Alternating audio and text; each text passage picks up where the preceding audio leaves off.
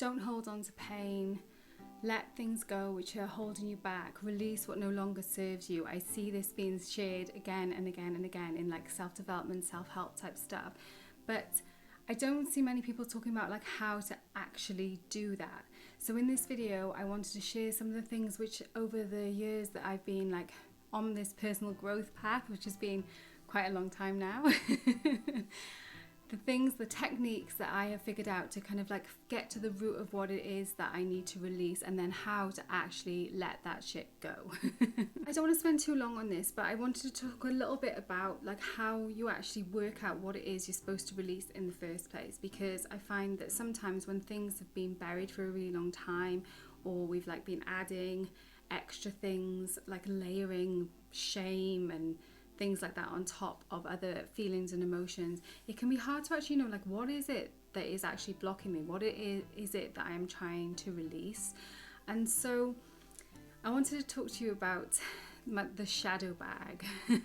Now the shadow bag is something that I like feel like I've been dragging around with me for a really long time, and I feel like that is what happens with everyone in life really, but especially perhaps women or people who identify as women, because so much like of societal like shame and cultural conditioning and stuff comes on us. Like you're not supposed to, there's so many things that we're not supposed to do, that we're supposed to feel shame if we want something, if we desire something we should feel ashamed, if we try something, we make a mistake, we should be shamed, if we speak out of turn, we are shamed. So from tiny children, these things are kind of being projected onto us.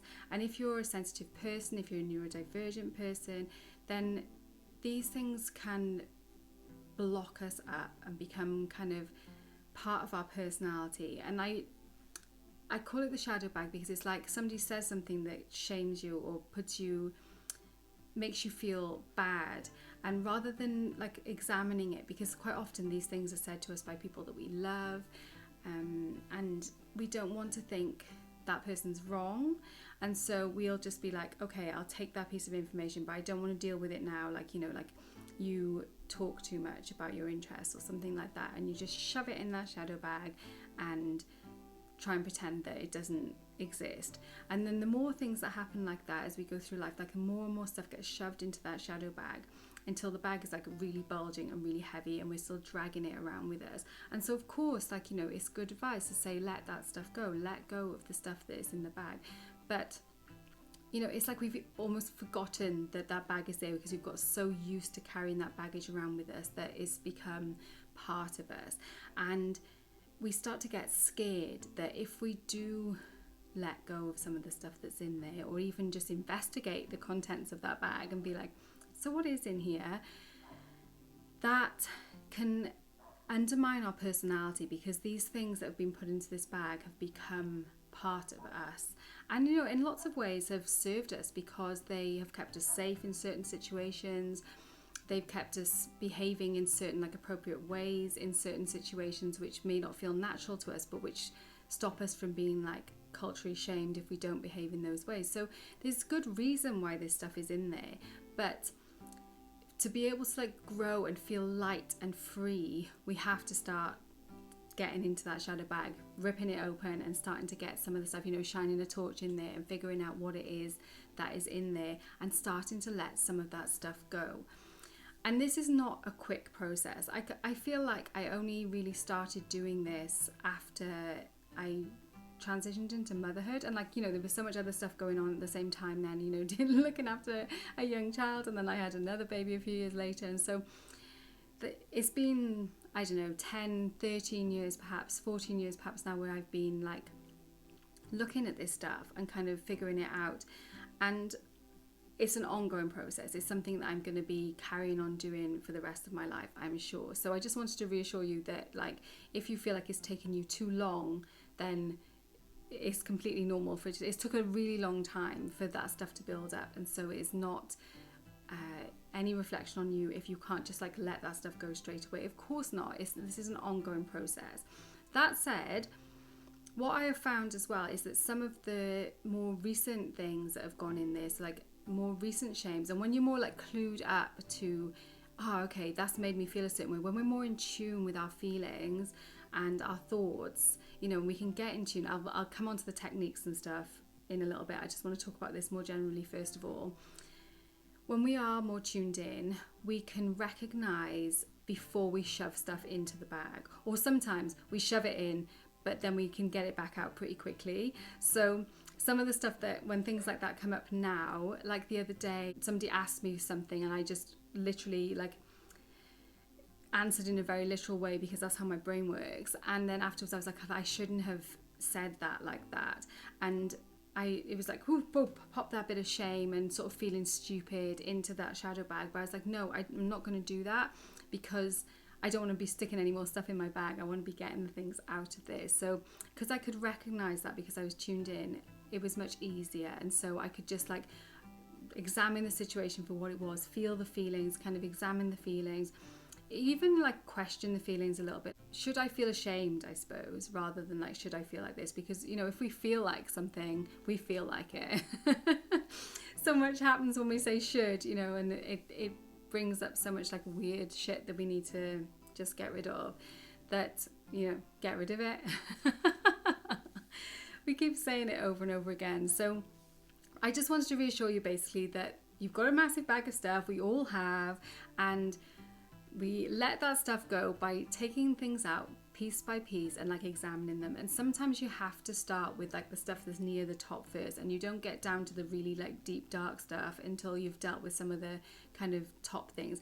You can like have a deeper rummage and get things out and have a look at them. You know, it's not like in exact perfect reverse order. There's no like exact process to do this, but getting to the root of the thing, I think, is really important. So sometimes I'm like, okay, and this is why shadow work has become such a big deal now, you know, because people are more aware of things, of like the things that are in shadow in their personality, and a lot of the time things that we project onto other people. So if you see like people being selfish really winds me up, and it's because I have a deep like shame about having like wanting things for myself, and so when I see other people being selfish, it really triggers me. But because I'm become aware of that, I can be like, okay, so I know now kind of what I'm looking for, and finding clues like that, so like what it is that is actually in the bag, and getting definitely down to the roots. Because sometimes it's like, oh, I feel this emotion because of this event that happened, but then it's not the actual whole thing,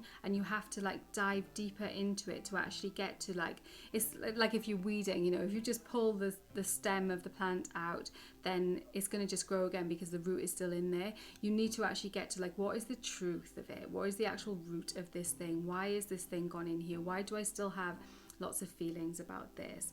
So it's complicated and it takes a long time. I suppose, yeah, it is complicated, but it's not difficult once you have processes and things that you can use to deal with it. Obviously, a lot of people have therapy, and I've recently, like in the last year, had some therapy as well. I found a therapist who was really awesome, and I tried a few others before that, and it just wasn't really a good fit for me. And I found that having somebody else to talk to about this stuff is like speeds up the process a lot, definitely. So you know, none of this is like substitute for like therapeutic advice, or sometimes even, you know, if you're struggling with mental health issues, then you're going to need some more support than that. So yeah, you know, that's my disclaimer. But I wanted to share some of the techniques basically and tools that once I have like brought the things out of the bag, like, oh, this feeling of, you know, shame is a big one for me. That's one of the things that comes up a lot of the time. But like pain as well is something, you know, like specific pain or embarrassment even about a certain event. Like if you behaved in a certain way in this particular moment, it's like getting to the root of it. What is this feeling? Why do I feel like this? And then you can start to use the techniques that I'm going to explain to unravel it and kind of get to the bottom of it, and then you can let it go. So once you know what it is that you want to release, you know, you've identified it, you've got to the root of it. Perhaps it's like, okay, I want to release people pleasing, and like sometimes it's even better to get really specific as well. So it's like, I always say yes to doing something. Like my sister asks me to babysit her kids or something, and I always say yes, even though it really winds me up, because you know, I've got my own stuff to do, but you feel bad, so you say yes anyway. So you've like identified, okay, this is a behavior, you know, in this instance it's a behavior, sometimes it's a feeling, sometimes it's a thought, sometimes it's a whole story about who we are, you know. But once you've identified the thing that you want to let go, it's like, this is it. There are steps that you can do then to do it. Lots of things that you can try to release it. So first of all, identifying it in itself, I find already like kickstarts the process. It's almost like, right, you've got this thing now, you're shining a torch on it. It's like, I see you. And so just recognizing is a massive step forward, and helps to like, it separates the thing from everything else around it, and then it gets much more easy to see that. And like I say, I find that's why I think it's so much better if you can be really specific about certain things. Like, yes, okay, you might people please in loads and loads of other situations as well, but if you can like pinpoint individual things, it's much easier to get rid of those tiny things than it is to be like, I'm going to stop being a people pleaser, because realistically that is something that is much more difficult. It's a kind of a mass, like a jelly that you can't quite like get hold of, whereas like this specific thing, they're small manageable chunks, and they're much easier to move on. So like I say, just figuring it out what it is a really great first step. And then I tend to think of like the elements when I'm using different methods to get rid of them, and fire is an excellent method for releasing things, because when we create change with fire, it's like irreversible change. So last year I had this like massive ritual where I burnt all my old journals that I'd been keeping for like 30 plus years, and I burnt them all, and it was a huge deal. And like there was a lot of elements of sadness to that as well, but it helped me to move on and to process, because I used fire, irreversible change, to like create a ritual. And that is what we're doing. We're kind of like sending a signal to the universe that I am letting go of this thing. So what I tend to do, like I don't go so dramatic as that when I'm doing just general like releasing. And this is like a practice that I try to do with every moon cycle. So every waning moon, as the moon's starting to get, you know, when the moon is disappearing in the sky, is heading towards new moon, I tend to look at like, what is it that I want to release now in this particular cycle. And so it's like I say, it's an ongoing process. If you can build it into your life like that, and you know, whatever timescales and things work for you, it is really, we keep coming back to it. We get better and better at doing it. Like anything, you know, you practice doing it and you get better at doing it. So I've identified the thing. I've decided I'm going to use fire this time. And my favorite way to do it is I have like a little mini cauldron in my room, but you know, you can use anything anyway. If you're at a fireplace, you could do this. And I actually just use matchsticks. And I like hold the matchstick and visualize the specific thing that I am releasing, and I let it go into the fire. And I've taught this technique to my son because he tends to be a little bit of a worrier. He's neurodivergent, and he holds on to, you know, his natural attitude kind of tells him, hold on to these things, you know, hold on to them, because you know, there's so much information coming at him all the time. It's like, I need to keep all this information. So I've taught him this technique, and he finds that really, really helpful. Another technique that I've taught him actually is to do very, very similar, but using like a pebble into like a lake or something like that. So you just hold the thing and then you release it, and symbolizing that release with a physical object. So whether you're putting it in the fire, whether you're putting a pebble into the lake, we're sending out the message to ourselves, to our psyche, to like the deep subconscious levels of ourselves, and also, like, I believe, to the universe, to all that is as well, that we are actually letting go of that thing. And by doing that, we let go of it. Sometimes there's a tendency to like pick it up again in a different form, and then when that, you know, if and when, usually when that happens realistically, then you just let it go again, you know. And it is a bit like that. It's like, you know, I keep saying it's an ongoing process of something that you do. So yeah, the fire is a really good way of doing it. You can also do it like with a bay leaf. You can even write down what it is you want to let go and then burn it, you know. Any change like that, it's like, this is the thing and now I'm letting it go. And that is really, really effective. Like, it seems too simple to work. It's like, how would that have any difference? But if just trust me, try it and see how that works. Because I think a lot of people spend time journaling stuff out, and they'll be writing all these things, and this, I want to let go of this, I want to let go of this. But if you don't do an action, then you're still like in the space of that feeling. And so by doing an action, that changes it, that moves, that changes, and it makes a huge difference. So that was fire. I also use air a lot to release things, and this is really effective for those things that like come up on the fly and you kind of trigger you, and you're like, I don't want to stick that into my shadow bag, I want to just deal with this in the here and now and get rid of it. And that is to use breath. So I'm sure, a lot of people know about meditation, breath work, things like that, but this is really simple. So basically you just hold your breath when you're thinking of the thing, and then you literally just whew it out. So you're like, nah, I'm not taking that into me, I'm going to breathe it out, I'm going to get rid of it out of my system. And then you can even turn your head, breathe in air that is not in that, and breathe in, and then be like, and blow the thing further away from you, blow the thing that you're releasing. And like, yes, this is all very symbolic, but by doing an action, by showing that you were doing this, it resonates deeply on that subconscious level, and it does move things on in a way that is quite surprising. It's so simple. It's just like, no, blowing that out, and then blow it away. But it really works. And so, try it and let me know. And while I'm, sharing these tips about how to actually let things go, how to actually release things, if you have things that you do that work for you, then please do share them in the comments as well, because these are just things that I've discovered that work for me, because I didn't really find anybody explaining how to do this stuff.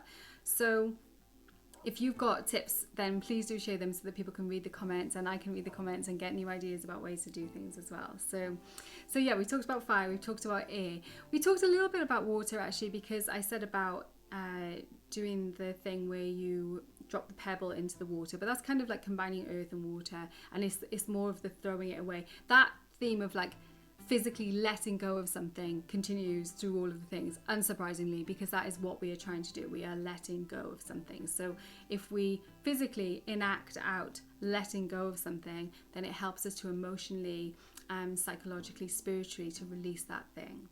So to use water, I find a bath the best thing for this. And what is lovely, and you can do this in the shower as well, but basically you can even write this on you. If you've got something like something that will wash off you easily, like you can write it in like ash or something like that, the thing on your body, or even like, if it's like shame, or you can write it on your body, and then run yourself a beautiful bath, make it all really lovely. Get in the bath and literally scrub the thing off your body, like not painfully. Do it in something that comes off nice and easy. Chalk is another good one that's good to use for this as well. And you can then wash your body, get it off you. Like I said, you can do it in the shower as well, but I like to do it in the bath, and then I take the plug out and just like watch all that stuff go. And as it is all going, I just like feel it draining out of me and down that plug hole and away.